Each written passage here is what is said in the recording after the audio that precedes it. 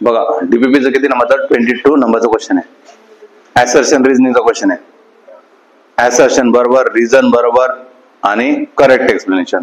ऍसर्शन बरोबर, रिझन बरोबर आणि करेक्ट एक्सप्लेनेशन नाही.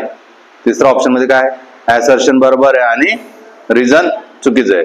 आणि चौथ्या ह्याच्यात काय दिलंय, ऍसर्शन आणि रिझन दोघं काय चुकीचे. ठीक आहे, असं बोलले. चला बघूया. पहिलं काय म्हटलं, AU is a much bigger than angstrom. पहिलं स्टेटमेंट काय दिलंय, AU is much bigger than angstrom. AU जर म्हटलं, AU मोदीचा नंबर मधला आहे म्हणजे किती, 1496 पॉईंट इंटू किती, 10⁻⁻11 मीटर. अँगस्ट्रॉम म्हटलं तर किती येतं, 10⁻⁻10 मीटर. बरोबर नाही, अँगस्ट्रॉम म्हणजे किती येतं, -10 मीटर.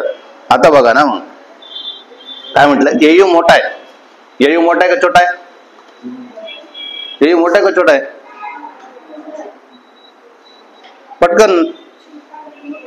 AU कसं आहे, छोटा आहे. -11 जेवढा व्हॅल्यू निगेटिव्ह मध्ये चालते तेवढी व्हॅल्यू काय होते, छोटी होते. AU काय झाला, छोटा झाला.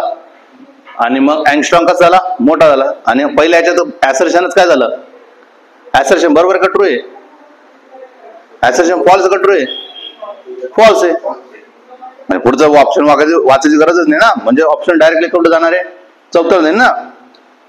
इफ द ऍसर्शन अँड रिझन, ऍसर्शन असं फॉल्स, असं कोणतं स्टेटमेंट आहे का, नाही. डायरेक्ट स्टेटमेंट लास्ट मध्ये कोणतं आहे, ऍसर्शन इज फॉल्स. रिझन 100% काय होऊन जाईल, फॉल्सच म्हणलं पाहिजे, कारण की ऑप्शनच तसं नाही. म्हणजे ऑप्शन काय 4.